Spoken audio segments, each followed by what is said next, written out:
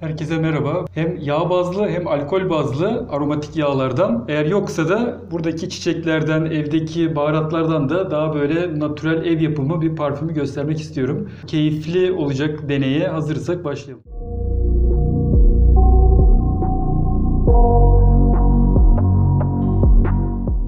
Yağ bazlı bir parfüm yapalım. Daha sonra ona da etil alkol su karışımıyla normal bir sprey şişesine koyabilecek şekilde bir alkole dönüştürelim. Fransızca deyimiyle eau de parfüm. Eğer biraz daha düşük olursa EDT yani eau de tuvalet oluyor. %15'lik kadar maksimum. Eğer biraz daha düşük olursa öde kolonya yani EDC, bu da yaklaşık %6 civarında. Daha parfümde notalar var ve aynı zamanda da faset dediğimiz karakterler var. İşte karakterlerde çiçeksi kokular oluyor. İşte burada gördüğünüz gibi yasemin veya limon çiçeği, portakal çiçeği. Bunlar çiçeksi fresh kokular vermiş oluyor. Tarçın gibi daha böyle otsu, odunsu kokular var ki erkek kokularına daha çok kullanılıyor. Değişik değişik baharatlardan yapılıyor. Eski yıllardan beri aslında ta Orta Çağ'da, ilk çağdan beri aslında parfümcülük çok gelişmiş bir vaziyette. Ve o zaman tamamen doğal. Hiçbir şekilde kimyasal bir şey olmuyor. Fabrikasyon bir laboratuvarda olmuyor. Hatta hayvansal bazı maddeler de kullanılıyor. Mesela misk geyikten çıkıyor. Bu amber balinalardan çıkıyor. Yine kunduzdan, değişik böyle hayvanlardan çıkan yağlar da var. Fakat artık onları sentetikleri yapılıyor. Çünkü aynı zamanda bu aromatik yağlar bitkilerden de distilasyon, buhar distilasyonuyla çıkıyor. Diğer bir parfümün alt tabakası da nota dedikleri katmanları. Bunlarda da 3 temel nota var. Buraya da ayırdım ben daha çok. Mesela üst notalar dediğimiz daha böyle fresh, yaklaşık bir 15-20 dakika ilk kokusu gelen. Bunlar turunçgiller başta oluyor ve bazı böyle fresh kokulu çiçekler. Daha sonra ki burası %30'una denk geliyor bir parfümün. Burada bir piramit var. Orta tabakasında %50 çok daha büyük bir kısmını oluşturan kalbi de dediğimiz kalp nota. Burada daha çok otsu, yine çiçeksi kokular var.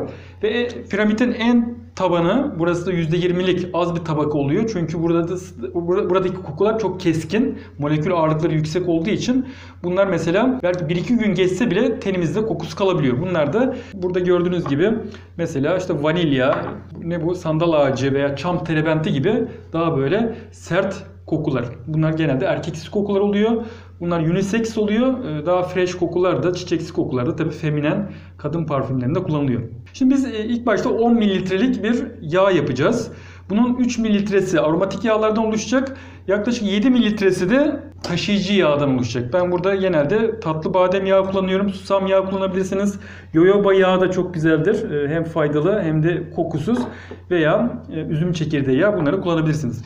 7 mililitre alıyoruz. Ben burada hesaplamıştım. Yaklaşık 7 mililitre pipet kullanabilirsiniz. Bunlar yaklaşık 3 mililitrelik. Şimdi 3 mililitre aromatik yağlardan. Fakat kafamıza göre olmuyor. Tabii ki sevdiğimiz kokuları seçeceğiz. Fakat biraz önce söylediğim gibi tonlarına, notalarına dikkat edeceğiz. Mesela burada yaklaşık 12 damla alt yağ. Önce alt yağlardan başlanır, dip yağlardan. Burada bir lavanta var, vanilya var, düzeltiyorum. Ki bu da yurt dışından geldi. Bir öğrencim gönderdi sağ olsun.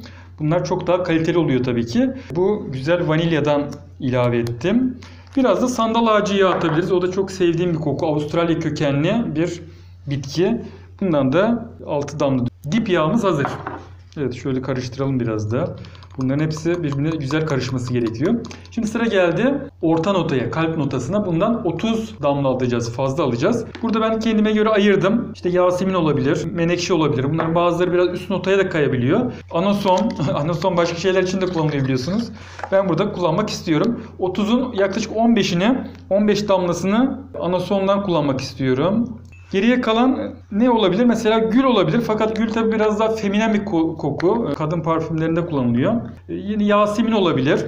Burada yasemin çiçeği de var. Onu da biraz sonra göstereceğim. Yaklaşık bir 15 damla da, evet bu da güzel keskin. Evet, 15 damla da bundan aldık. Yeterli. En son şimdi üst tabaka fresh kokular. Ben kişniş kokusunu seviyorum. Bundan da 18 damla alacağız. Yaklaşık 10 damlasını kişniş alacağım.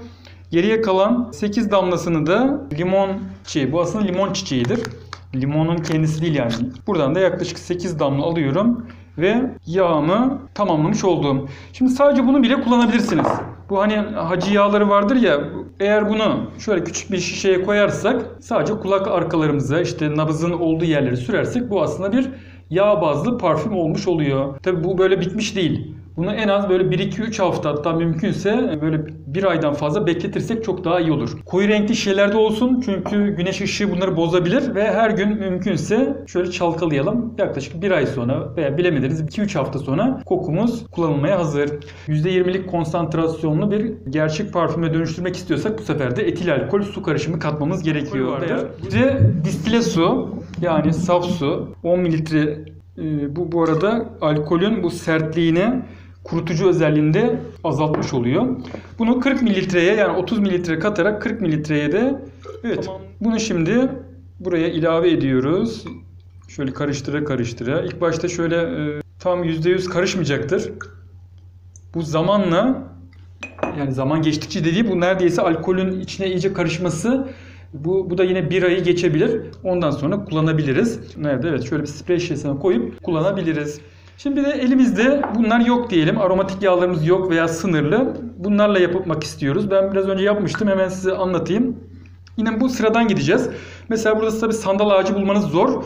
Ben mesela burada zencefil kullandım. İçine bir parça zencefil attım. Dip notamız olmuş oluyor. Karabiber tanecikleri attım. Bu da dip notaya denk gelir. Katabiliriz. Biraz böyle maskülen bir koku verir. Orta notalardan ise mesela işte Yasemin çiçeklerinden attım. Başka ne atılabilir? Tarçın. Evet, tarçın da çok severim. Şöyle tarçın kabuklarını atıyoruz. Bu da orta notaya denk gelir. Biraz da fresh kokuyu üst notalardan vermek için de burada mesela nane atılabilir. Biraz nane atmıştım, kuru nane. Bir de ne vardı? Limon kabuğu. Limon çiçeği değil de ben limon kabuğunu tabii buldum. Bu da yine güzel bir fresh koku verir. Aynı şekilde bunu da bir 2-3 hafta bekletiyoruz. Tabii kapalı ve koyu renkli bir şişede. İster böyle hacı yağı gibi yağ bazlı parfüm olarak kullanın. İsterseniz biraz önce yaptığım gibi bir alkol kullanarak onu tamamlayabiliriz ve bu şekilde de parfümümüzü oluşturabiliriz.